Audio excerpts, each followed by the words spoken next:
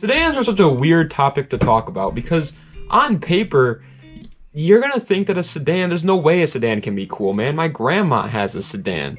Well, today I'm going to show you 12 cars that prove that theory completely incorrect. We got 12 awesome, amazingly fun sedans for less than $10,000. Hello guys, my name is Mark Road and welcome back to the channel. And today, I already told you what we're doing.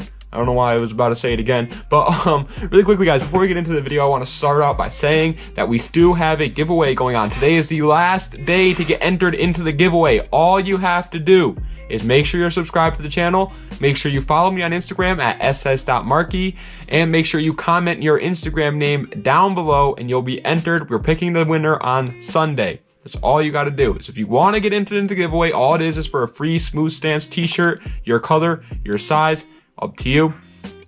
That's all you have to do. All right, that's it. Anyway, guys, let's get right into the video.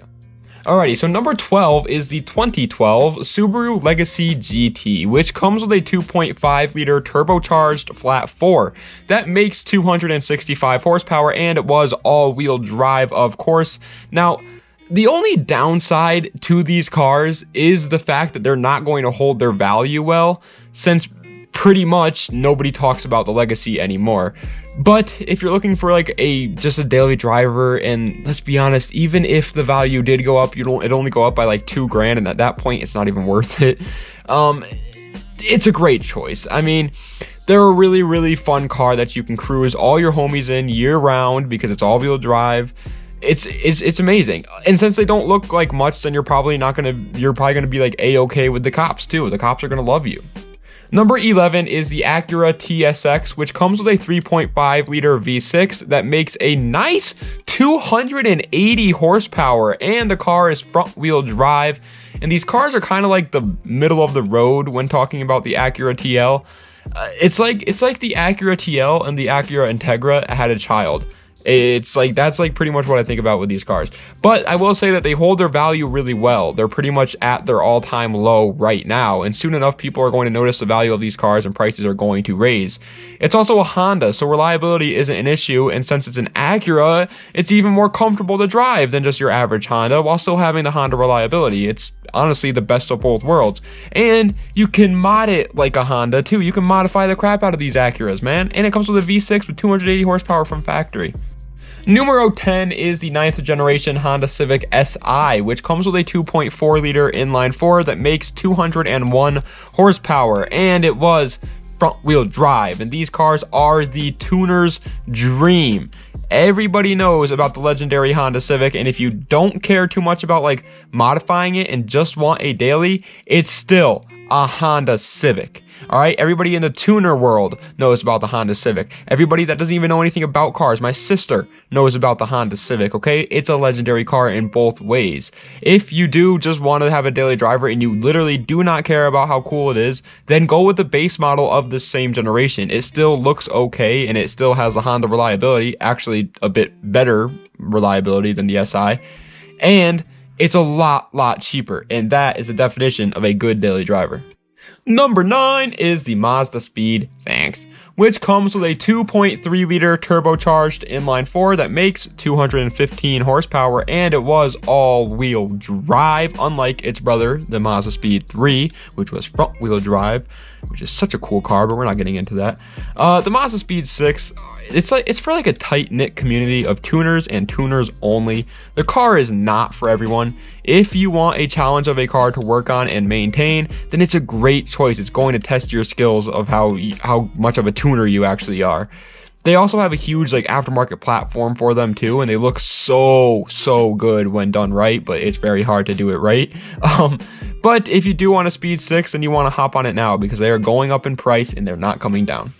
Number 8 is the Volkswagen Jetta GLI MK6, which comes with a 2 liter turbocharged inline-4 that makes 210 horsepower, and it was front-wheel drive. And to my personal opinion, it looked a little bit better than the GTIs, all right? I'm sorry. I said it. I know it's a hot take, but I like the looks of the Jettas better than the GTIs. Okay, it's just how I am. Either way though, they're both a great choice, and they are literally the exact same car. So if you really like GTIs but you would much rather have a sedan, or you need a sedan, then go with that. I don't understand why you'd ever need a sedan over a hatchback, but just in case you do, go with that. But if you need a hatchback and you don't want a sedan or whatever, then go with the GTI. They are the same. And Volkswagens, they aren't like the fastest cars out there, and they're not like the best looking cars out there, but they're a very nice, subtle sports car that you just can't go wrong with a good Volkswagen. Number 7 is the Audi S4 B8, which comes with a 3-liter turbocharged V6, making 333 horsepower, and it was all-wheel drive, and they looked, and honestly are, luxurious as hell. Now that I'm reading what I wrote over in my notes, I have a funny feeling that this car came with a twin turbo. It might be a twin turbo. Don't quote me on that. Anyway, they are such like a huge fashion statement, and out of all the cars on this list that like look the most expensive and will get you the most attention, this is the one. All right, everyone's gonna look at your car. Even people that aren't in the car community are going to look at your car because it's a luxurious new Audi and it's sporty. It's gonna look like, to them, they're gonna think that car was like 50 grand, when in reality it cost you less than 10. But if you do actually want a lot of potential out of your car, then it might not be the best choice. I've heard lots of people talk badly about the B8 S4, saying it's just a worse generation than the one before it, the B7. So go with whichever you feel fit. Make sure you do your research on this car before making your decision. Number 6 is the Lexus IS250, which comes with a 2.5-liter V6 that makes 204 horsepower, and it was rear-wheel drive, but it did come with all-wheel drive options, and I love Lexus so much. They look really cool. They perform pretty decent. They're not like, Lexus isn't like the fastest brand out there, but they do pretty good. And they do it while not sacrificing what they are known for, and that's luxury. Most people forget that nowadays that freaking Lexus is a luxury brand because they see all these Lexus IS300s swinging it around and Lexus SC300s freaking crashing into buildings and stuff. But Lexus is a luxury brand. So if you want a daily driver, but like being a bit more bougie and still being able to have a little bit of fun, then this is a great choice. It also has that ability to be fun when you want it to be, but without having to give up your comfort, which is hard to say in a lot of cars. Number 5 is the Dodge Charger R/T. The RT stands for Rat Toy. I don't know. It comes with a 5.7-liter V8 that makes 340 horsepower, and it's actually rear-wheel drive because Dodge is sick. And they are really cheap right now for some weird reason, and you also get some insanely good power from it. I've even seen some of these Dodge Charger RTs going for under $5,000, but I guarantee people are soon going to realize that they are literally a budget Hellcat. I mean, come on, yes, stock, they don't look the best, and they obviously don't perform as well as a Hellcat, but you do some quick mods to make it a little bit more aggressive, and you're going to have a cool Gapple-B freaking entree car. And they have a Hemi in them, all right? You slap a supercharger on that, and you're golden. Admittedly, though, they aren't the best for daily driving, and they didn't come with a manual transmission, so I couldn't put it any higher on the list. But it is a very fast, very fun car. Number 4 is the Infiniti G37 Sedan, of course, because it's a sedan list, and it comes with a 3.7-liter V6 that makes 330 horsepower, and it was rear-wheel drive once again with all-wheel drive options. And if you go with the rear-wheel drive one, please just like don't go to car meets and do donuts like everybody else, because you're ruining the VQ name. All right, everybody hates us now because they think that we're just obnoxious because you're going there with your flame tunes and you're doing donuts and crashing into cars. Stop it.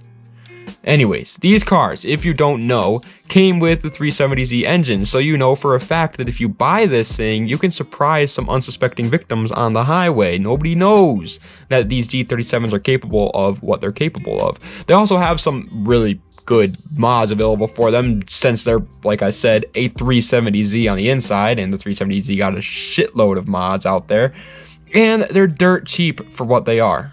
Third place is the Subaru WRX Blobeye. You knew it was coming. It was inevitable. It comes with a 2.5-liter turbocharged flat 4 that makes 225 horsepower, and it was all-wheel drive, and they are one of, if not the most iconic sports car out there right now. I said it, I'm not going back on it, baby. It seems like freaking everybody drives them, and for good reason. I'm not even mad. I mean, they are a legend. They are really good at what they want to do, and that's being a fun daily driver.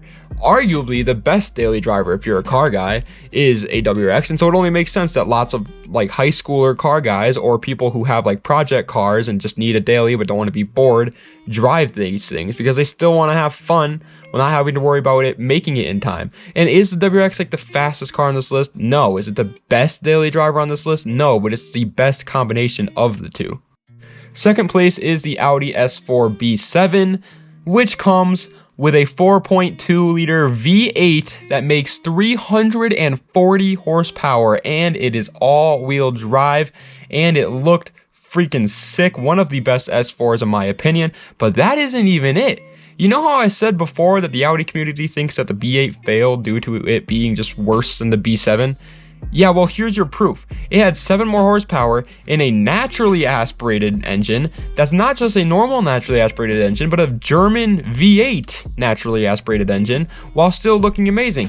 And it has huge aftermarket support. So if you want to buy a turbo, they're there. If you buy a turbo, put it on the freaking naturally aspirated V8 and you're golden.